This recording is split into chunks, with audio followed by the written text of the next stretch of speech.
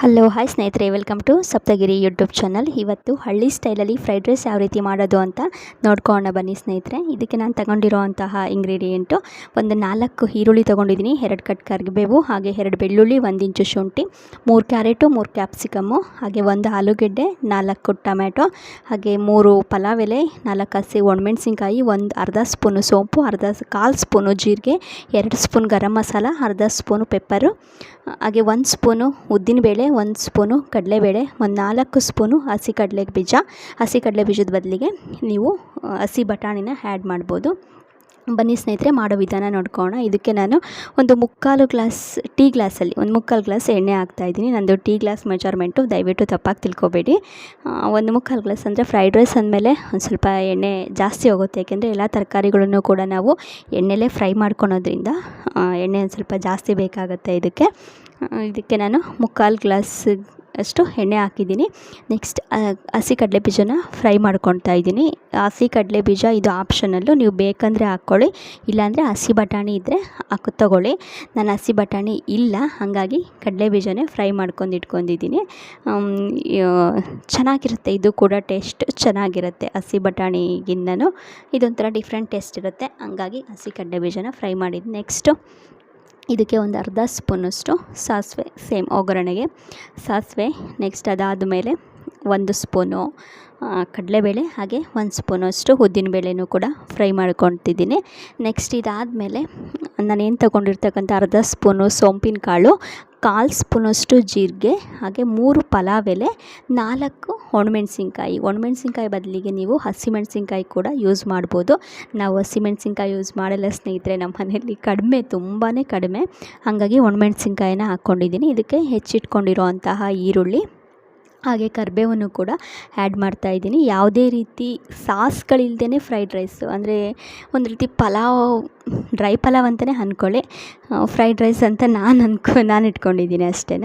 ಯಾವುದೇ ರೀತಿ ಸಾಸ್ಗಳನ್ನು ಉಪಯೋಗಿಸಿಲ್ಲ ನಾನು. ನೆಕ್ಸ್ಟ್ ಒಂದು ಶುಂಠಿ ಬೆಳ್ಳುಳ್ಳಿ ಪೇಸ್ಟು, ನಾನು ಯಾವುದೇ ರೀತಿ ಶುಂಠಿ ಬೆಳ್ಳುಳ್ಳಿ ಪೇಸ್ಟನ್ನು ಪ್ರಿಸರ್ವೇಟಿವ್ ಮಾಡ್ಕೊಳೋದಿಲ್ಲ, ಆಗಲೇ ಜಸ್ಟ್ ಯಾವಾಗ ಬೇಕು ಆವಾಗ ನಾನು ಚಚ್ಕೊಳ್ತೀನಿ ಸ್ನೇಹಿತರೆ. ಇದ್ರದ್ದು ಟೇಸ್ಟ್ ತುಂಬ ಚೆನ್ನಾಗಿರುತ್ತೆ, ಫ್ರೆಶ್ ಆಗಿ ಮಾಡ್ಕೊಳೋದ್ರಿಂದ ಟೇಸ್ಟ್ ಚೆನ್ನಾಗಿರುತ್ತೆ ಅಂತ. ಫ್ರಿಜ್ ಇದ್ದರೂ ಕೂಡ ಇಟ್ಕೊಳೋದಿಲ್ಲ. ನೆಕ್ಸ್ಟು ಈರುಳ್ಳಿ ಎಲ್ಲ ಒಂದು ಸ್ವಲ್ಪ ಫ್ರೈ ಆದಮೇಲೆ ಕ್ಯಾಪ್ಸಿಕಮನ್ನು ಹಾಕ್ಕೊಳ್ಳಿ. ಕ್ಯಾಪ್ಸಿಕಮ್ ನಿಮ್ಮ ಆಪ್ಷನಲ್ಲು, ಇವಾಗಾದರೂ ಹಾಕ್ಕೊಳ್ಳಿ. ನಮಗಿಲ್ಲ ಕ್ರಂಚಿ ಆಗಬೇಕು ಕ್ಯಾಪ್ಸಿಕಮ್ ಅಂದರೆ ಲಾಸ್ಟಿಗೆ ಹಾಕ್ಕೊಳ್ಳಿ. ನಮ್ಮನೇಲಿ ಕ್ರಂಚಿ ಸ್ವಲ್ಪ ಕಡಿಮೆ ಇಷ್ಟಪಡೋದು, ತರಕಾರಿ ಎಲ್ಲ ಚೆನ್ನಾಗಿ ಬೆಂದಿರಬೇಕು ನಮ್ಮನೇಲಿ, ಹಾಗಾಗಿ ನಾನು ಕ್ಯಾಪ್ಸಿಕಮ್ನೂ ಹಾಕ್ತಾಯಿದ್ದೀನಿ. ನೆಕ್ಸ್ಟ್ ಕ್ಯಾಪ್ಸಿಕಮ್ ಮಿಕ್ಸ್ ಮಾಡ್ಕೊಂಡಾದಮೇಲೆ ಕ್ಯಾರೆಟನ್ನು ಕೂಡ ಇದಕ್ಕೆ ಆ್ಯಡ್ ಮಾಡ್ತಾಯಿದ್ದೀನಿ. ಇಂಥದ್ದೇ ತರಕಾರಿ ಅಂತ ಏನಿಲ್ಲ, ನಿಮ್ಮ ಇಷ್ಟಾನುಸಾರದ ತರಕಾರಿ, ನೀವು ಕ್ಯಾಪ್ಸಿಕಮ್ನೇ ಹಾಕಬೇಕು, ಕ್ಯಾರೆಟನ್ನೇ ಹಾಕಬೇಕಂತ ಏನಿಲ್ಲ, ನಿಮಗೆ ಯಾವ ತರಕಾರಿ ನಿಮ್ಮ ಮನೆಯಲ್ಲಿ ಅವೈಲೇಬಲ್ ಇರುತ್ತೋ ಅದನ್ನು ಹಾಕಿ. ಖಂಡಿತವಾಗ್ಲೂ ಈ ರೀತಿ ಮಾಡಿಕೊಂಡ್ರೆ ಪಲಾವ್ಗಿನ್ನೂ ಕೂಡ ಇದು ಚೆನ್ನಾಗಿರುತ್ತೆ. ಯಾವುದೇ ರೀತಿ ಸಾಸ್ಗಳನ್ನು ನಾನು ಉಪಯೋಗಿಸಿಲ್ಲ. ರೆಡ್ ಚಿಲ್ಲಿ ಸಾಸ್ಗೆ ಬದಲಾಗಿ ನಾನು ಮೆಣಸಿನ್ಕಾಯಿನ ಉಪಯೋಗಿಸಿದ್ದೀನಿ, ಗ್ರೀನ್ ಚಿಲ್ಲಿ ಸಾಸಿಗೆ ಬದಲಾಗಿ ಹಸಿಮೆಣಸಿನ್ಕಾಯಿನ ಯೂಸ್ ಮಾಡ್ಬೋದು. ನಾನು 1.5 ಸ್ಪೂನಷ್ಟು ಉಪ್ಪು ಹಾಕ್ತಾಯಿದ್ದೀನಿ. ಮಕ್ಕಳಿಗೆ ಸಾಸ್ ಅಂದರೆ ಇಷ್ಟ, ಬಟ್ ಆರೋಗ್ಯದ ವಿಚಾರ ಬಂದರೆ ಸ್ವಲ್ಪ ಹೆಲ್ತ್ ಬಗ್ಗೆ ಗಮನ ಕೊಡಲೇಬೇಕು, ಹಾಗಾಗಿ ಯಾವುದೇ ರೀತಿ ಸೋಯಾ ಸಾಸ್ ಆಗಿರ್ಬೋದು, ಹುಳಿಗೆ ಸೋಯಾ ಸಾಸ್, ಅದ್ರ ಬದಲು ನಾನು ಟೊಮೊಟೊ ಸಾಸ್ಗೆ ಬದಲಾಗಿ ಟೊಮೊಟೊನೇ ಹಾಕ್ತಾಯಿದ್ದೀನಿ. ಹಾಗಾಗಿ ಯಾವುದೇ ರೀತಿ ಸಾಸ್ಗಳನ್ನು ಉಪಯೋಗಿಸ್ಕೊಂತಿಲ್ಲ, ನ್ಯಾಚುರಲಾಗಿ ಸಿಗ್ತಕ್ಕಂತಹ ತರಕಾರಿಗಳಿಂದನೇ ಫ್ರೈಡ್ ರೈಸ್ ಮಾಡ್ತಾಯಿರೋದು. ಈಗ 1 ಆಲೂಗೆಡ್ಡೆನ ಕಟ್ ಮಾಡ್ಕೊಂಡಿದ್ದೀನಿ. ಆಲೂಗೆಡ್ಡೆ ಬೇಗ ಬೆಂದ್ಕೊಳುತ್ತೆ, ಹಾಗಾಗಿ ಸ್ವಲ್ಪ ತರಕಾರಿ ಫ್ರೈ ಆದಮೇಲೆ ಆಲೂಗೆಡ್ಡೆ ಹಾಕ್ತಾಯಿದ್ದೀನಿ. ಆಲೂಗೆಡ್ಡೆ ಒಂದು ಸ್ವಲ್ಪ ಬೆಂದ್ಕೊಂಡ್ಮೇಲೆ ನೆಕ್ಸ್ಟ್ ಟೊಮೊಟೊನ ಹಾಕ್ತೀನಿ ಸ್ನೇಹಿತರೆ. ಏಕೆಂದರೆ ಫಸ್ಟಿಗೆ ಟೊಮೊಟೊ ಹಾಕ್ಬಿಟ್ರೆ ಮಿಕ್ಕಿದ ತರಕಾರಿಗಳೆಲ್ಲ ಬೇಯೋದಿಲ್ಲ ಬೇಗ. ಈ ರೀತಿ ಇದೊಂದು ಟಿಪ್ ಅಂತಲೇ ಅಂದ್ಕೊಳ್ಳಿ. ಟೊಮೆಟೊಲಿ ಉಳಿಯೋ ಅಂಶ ಇರೋದ್ರಿಂದ ಬೇರೆ ತರಕಾರಿಗಳು ಬೇಯೋಕ್ಕೆ ಒಂದು ಸ್ವಲ್ಪ ಕಷ್ಟ ಆಗುತ್ತೆ, ಹಾಗಾಗಿ ನಾನು ಲಾಸ್ಟಿಗೆ ಟೊಮೊಟೊ ಹಾಕ್ತಾಯಿದ್ದೀನಿ. ಆಲ್ರೆಡಿ ಉಪ್ಪು ಹಾಕಿದ್ದೀನಿ, ಮತ್ತು ಎಕ್ಸ್ಟ್ರಾ ಏನು ಟೊಮೆಟೊ ಹಾಕಿದ್ಮೇಲೆ ನಾನು ಉಪ್ಪು ಹಾಕೋದಿಲ್ಲ. ನೀವು ನೋಡ್ತಾ ಇರ್ಬೋದು, ಆಲೂಗಡ್ಡೆ ಎಲ್ಲದೂ ಕೂಡ ಒಂದು ಸ್ವಲ್ಪ ಕ್ರಂಚಿ ಲೆವೆಲಿಗೆ ಇದೆ. ಈಗ ಟೊಮೊಟೊ ಹಾಕಿದ್ಮೇಲೆ ಇನ್ನೊಂದು ಸ್ವಲ್ಪ ಅದ್ರ ಜೊತೆಗೆ ಬೆಂದ್ಕೊಳುತ್ತೆ.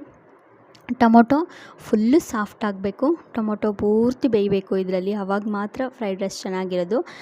ಟೊಮೊಟೊ ಫುಲ್ಲು ಬೇಯೋವರೆಗೂ ಕೂಡ ಮಿಕ್ಸ್ ಮಾಡಿಕೊಂಡು ಬೇಯಿಸ್ಕೊಳಕ್ಕೆ ಬಿಡೋಣ. 2 ರಿಂದ 3 ನಿಮಿಷ ಇದನ್ನು ಫ್ರೈ ಮಾಡಿಕೊಂಡ್ರೆ ಗೊಜ್ಜು ರೆಡಿ ಆಗುತ್ತೆ ಸ್ನೇಹಿತರೆ. ಟೊಮೊಟೊ ಮಾತ್ರ ಚಿಕ್ಕಕ್ಕೆ ಹೆಚ್ಕೊಂಡಿದ್ದೀನಿ, ಒಂದು 4 ಟೊಮೊಟೊ ತೊಗೊಂಡಿದ್ದೀನಿ. ಟೊಮೊಟೊ ಸಾಸ್ಗೆ ಬದಲಾಗಿ ಟೊಮೊಟೊನ ನಾನು ಡೈರೆಕ್ಟ್ ಟೊಮೊಟೊನೇ ಹಾಕಿದ್ದೀನಿ. ನೋಡ್ತಾ ಇರ್ಬೋದು, ಫುಲ್ ಟೊಮೆಟೊ ಫ್ರೈ ಆಗಿದೆ. ಈಗ ಇದಕ್ಕೆ ನಾನು ತಗೊಂಡಿರೋಂತಹ ತಗೊಂಡಿರೋದು ಅನ್ನೋದಕ್ಕಿಂತ ನನ್ನ ಒಂದು ಸೀಕ್ರೆಟ್ ಇಂಗ್ರೀಡಿಯೆಂಟು ಬೆಲ್ಲ. ಇದಕ್ಕೆ ಫ್ರೈಡ್ ರೈಸ್ ಅಂದಮೇಲೆ ಒಂದು ಸ್ವಲ್ಪ ಸ್ವೀಟಾಗಿರುತ್ತಲ್ವ, ಅದಕ್ಕೋಸ್ಕರ ನಾನು ಬೆಲ್ಲ ಆ್ಯಡ್ ಮಾಡ್ತಾಯಿದ್ದೀನಿ. ನಿಮ್ಮ ಆಪ್ಷನಲ್ಲು, ಯಾಕೆಂದರೆ ನನಗೆ ಸ್ವಲ್ಪ ಸ್ವೀಟ್ನೆಸ್ ಇಷ್ಟ, ನಮ್ಮ ಮನೆಗೆಲ್ಲ ಫ್ರೈಡ್ ರೈಸ್ಗೆ ಸ್ವಲ್ಪ ಸ್ವೀಟ್ನೆಸ್ ಇಷ್ಟಪಡ್ತಾರೆ, ಹಾಗಾಗಿ ನಾನು ಬೆಲ್ಲ ಹಾಕ್ತಾಯಿದ್ದೀನಿ. ನಿಮ್ಮ ಆಪ್ಷನಲ್ಲು, ನೀವು ಬೇಕಂದರೆ ಹಾಕ್ಕೊಳ್ಳಿ, ಇಲ್ಲ ಅಂದರೆ ಬೇಡ. ಅಂದರೆ ನನ್ನ ಎಲ್ಲ ಅಡುಗೆಗಳಲ್ಲೂ ಕೂಡ ಬೆಲ್ಲ ಕಂಪಲ್ಸರಿ ಇದ್ದೇ ಇರುತ್ತೆ ಸ್ನೇಹಿತರೆ. ಅದೇನೋ ಗೊತ್ತಿಲ್ಲ, ಅಭ್ಯಾಸ ಆಗಿಬಿಟ್ಟಿದೆ. ಇದರಲ್ಲಿ ನಾನೀಗ 2 ಸ್ಪೂನಷ್ಟು ಗರಂ ಮಸಾಲ, ಹಾಗೆ ಅರ್ಧ ಸ್ಪೂನಿಗಿಂತಲೂ ಸ್ವಲ್ಪ ಕಡಿಮೆ ಪೆಪ್ಪರ್ ಪೌಡ್ರ್ ಹಾಕಿದ್ದೀನಿ.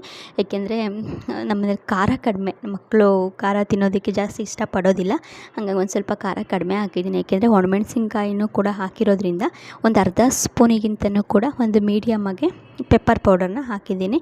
ಇದಕ್ಕಿಷ್ಟೇ ಸ್ನೇಹಿತರೆ. ಇಷ್ಟಕ್ಕೆ ನೀವು ಅನ್ನನ ಹಾಕಿ ಕಲಿಸ್ಕೋಬೋದು. ಮೇಲೆ ಕೊತ್ತಂಬರಿ ಮತ್ತು ಪುದೀನನ ಕಟ್ ಮಾಡಿ ಹಾಕ್ಕೊಂಡು ಇದಕ್ಕೆ ನೀವು ಅನ್ನನ ಕಲಿಸ್ಕೋಬೋದು. ಬಟ್ ನಾನು ನನ್ನ ಒಂದು ಸೀಕ್ರೆಟ್ ಇಂಗ್ರೀಡಿಯೆಂಟ್, ನಾನು ಸ್ಪೆಷಲಾಗಿ ಟ್ರೈ ಮಾಡಿರೋದು ಅಂದರೆ ತೆಂಗಿನಕಾಯಿ ತುರಿ, ಹಸಿ ತೆಂಗಿನಕಾಯಿ ತುರಿ. ಇದು ನಿಜಕ್ಕೂ ಫ್ರೈಡ್ ರೈಸ್ಗಿನ್ನೂ ಕೂಡ ಸಖತ್ತು ಟೇಸ್ಟ್ ಕೊಡುತ್ತೆ. ಹಸಿ ತೆಂಗಿನಕಾಯಿ ತುರಿ ಹಾಕಿದರೆ ಇರೋವಂಥ ಎಣ್ಣೆ ಅಂಶ ಎಲ್ಲ ಕಾಯೆಲ್ಲ ಹಿಡ್ಕೊಂಡು ಬಿಡುತ್ತೆ ತೆಂಗಿನಕಾಯಿ. ನಿಜವಾಗ್ಲೂ ಅಂದರೆ ಇದನ್ನು ಪ್ರಿಸರ್ವೇಟಿವ್ ಮಾಡೋಕ್ಕೆ ಬರೋಲ್ಲ, ಅಂದರೆ ಇಡ್ಲಿಕ್ಕೆ ಬರೋಲ್ಲ, ತೆಂಗಿನಕಾಯಿ ಹಾಕಿರೋದ್ರಿಂದ ಹಾಳಾಗುತ್ತೆ. ಹಾಗಾಗಿ ಅಷ್ಟು ಜಸ್ಟ್ ಆವಾಗ ಮಾಡ್ಕೊಂಬಿಟ್ಟು ತಿನ್ಬೋದು. ಪ್ರಿಸರ್ವೇಟಿವ್ ಮಾಡಬೇಕು, ಇಟ್ಕೋಬೇಕಪ್ಪ ಅಂದರೆ ತೆಂಗಿನಕಾಯಿ ತುರಿನ ಹಾಕಬೇಡಿ. ಇಲ್ಲ ನಾವು ಈಗ ಜಸ್ಟ್ ಖಾಲಿ ಮಾಡ್ತೀವಿ ಅನ್ನೋದಿದ್ದರೆ ತೆಂಗಿನಕಾಯಿ ತುರಿನ ಹಾಕ್ಕೊಳ್ತೀನಿ. ನಿಜವಾಗ್ಲೂ ತುಂಬಾ ಚೆನ್ನಾಗಿರುತ್ತೆ ತೆಂಗಿನಕಾಯಿ ತುರಿ ಹಾಕಿದರೆ. ಹಾಗಾಗಿ ನಾನು ಒಂದು ಓಳಲ್ಲಿ ಒಂದು ಕಾಲು ಭಾಗ ಬಿಟ್ಟಿದ್ದೀನಿ, ಮುಕ್ಕಾಲು ಭಾಗದಷ್ಟು ತೆಂಗಿನಕಾಯಿ ತುರಿನ ಹಾಕಿಬಿಟ್ಟು ಫ್ರೈ ಮಾಡ್ತಾಯಿದ್ದೀನಿ. ಒಂದು ಸ್ವಲ್ಪ ತೆಂಗಿನಕಾಯಿ ಹಾಕಿರೋದ್ರಿಂದ ಒಂದು ಸೆಕೆಂಡ್ ನಾನು ಇದನ್ನು ಮಿಕ್ಸ್ ಮಾಡ್ಕೊತಾ ಇದ್ದೀನಿ. ಮಿಕ್ಸ್ ಮಾಡಿಕೊಂಡು ಸೀದಾ ರೆಡಿ ಸ್ನೇಹಿತರೆ, ಫ್ರೈಡ್ ರೈಸ್ ಗೊಜ್ಜು. ಇದನ್ನು ನಾವೀಗ ಅನ್ನಕ್ಕೆ ಕಲಿಸ್ಕೋಣ. ಆಲ್ರೆಡಿ ನಾನು ಅನ್ನನ ಮಾಡಿಬಿಟ್ಟು ತೆಗೆದಿಟ್ಕೊಂಡು ಹಾರಕ್ಕಿಟ್ಕೊಂಡಿದ್ದೆ. ನೆಕ್ಸ್ಟ್ ಇದಕ್ಕೆ ಕಲಿಸುವಾಗ ಕಡಲೆ ಬೀಜನ ನಾವೇನು ಕರೆದಿಟ್ಕೊಂಡಿದ್ದೆ ಅದನ್ನು ಹಾಕ್ತೀನಿ. ಏಕೆಂದರೆ ಇವಾಗಲೇ ಹಾಕಿದರೆ ಕಡಲೆ ಬೀಜ ಮೆತ್ತಗಾಗುತ್ತೆ, ಹಂಗಾಗಿ ಅನ್ನಕ್ಕೆ ಕಲಿಸುವಾಗ ಹಾಕಿದರೆ ಚೆನ್ನಾಗಿ ಕರುಮ್ ಥರ ಚೆನ್ನಾಗಿರುತ್ತೆ. ಇದಕ್ಕೆ ಕಡಲೆ ಬೀಜದ ಬದಲಾಗಿ ನಾನು ಹೇಳ್ದಾಗೆ ಹಸಿ ಬಟಾಣಿ ಕೂಡ ನಾವು ಯೂಸ್ ಮಾಡ್ಬೋದು. ನನ್ನ ಹತ್ರ ಹಸಿ ಬಟಾಣಿ ರಾತ್ರಿನೂ ಕೂಡ ನಾನು ನೆನೆಹಾಕೋದು ಮರೆತೆ, ಹಾಗಾಗಿ ಹಸಿ ಬಟಾಣಿ ಇಲ್ಲದೇ ಇರೋ ಕಾರಣ ಕಡಲೆ ಬೀಜನ ಹಾಕ್ಕೊಂಡಿದ್ದೀನಿ ಅಷ್ಟೇ. ಈಗ ಇದನ್ನು ಗೊಜ್ಜನ್ನು ಅನ್ನಕ್ಕೆ ಹಾಕ್ಬಿಟ್ಟು ಕೊಡ್ತಾಯಿದ್ದೀನಿ. ನಮ್ಮ ಮಗುಗೆ ಹೊಟ್ಟೆ ಹಸಿವಾಗಿದೆ, ಬೇಗ ಕಲಿಸ್ಕೊಡು ಅಂತಂತ ಹೇಳ್ತಾಯಿದ್ದೆ, ಹಂಗಾಗಿ ಕಲಿಸ್ಕೊಡ್ತಾಯಿದ್ದೀನಿ. ಅವನು ಹೆಂಗೆ ಅಂದರೆ ಕಾನ್ವೆಂಟಿಗೆ ಏನಾದರೂ ಫ್ರೈಡ್ ರೈಸ್ ಹಾಕಿ ಕಳಿಸಿದ್ರೆ ಹಂಗೆ ಬಿಟ್ಕೊಂಬರ್ತಾನೆ. ಇವತ್ತು ಫ್ರೈಡ್ ರೈಸು ಅಂದ ತಕ್ಷಣ ಹೊಟ್ಟೆ ಹಸಿವಾಗಿದೆ ಅವನಿಗೆ, ಹಂಗಾಗಿ ಬೇಗ ಕಲಿಸ್ಕೊಡ್ತಾ ಇದ್ದೀನಿ ತಿನ್ನೋ ಅಂತೇಳ್ಬಿಟ್ಟಂತ. ನೋಡಿದ್ರೆ ಸ್ನೇಹಿತರೆ, ಇದಾಗಿತ್ತು ಇವತ್ತಿನ natural fried rice recipe. Video ಇಷ್ಟ ಆದರೆ ದಯವಿಟ್ಟು ವಿಡಿಯೋಗೆ ಒಂದು ಲೈಕ್ ಕೊಡಿ, ಹಾಗೆ ಸಪ್ತಗಿರಿ ಯೂಟ್ಯೂಬ್ ಚಾನಲ್ಗೆ ಸಬ್ಸ್ಕ್ರೈಬ್ ಆಗಿ, ಸಬ್ಸ್ಕ್ರೈಬ್ ಜೊತೆಗೆ ಪಕ್ಕದಲ್ಲಿರ್ತಕ್ಕಂಥ ಬೆಲ್ಲೈಕನನ್ನು ಪ್ರೆಸ್ ಮಾಡಿ. ಹಾಗೆ ವಿಡಿಯೋ ನೋಡಿದ್ದಕ್ಕಾಗಿ ತುಂಬಾ ಧನ್ಯವಾದಗಳು ಸ್ನೇಹಿತರೆ. Thank you so much.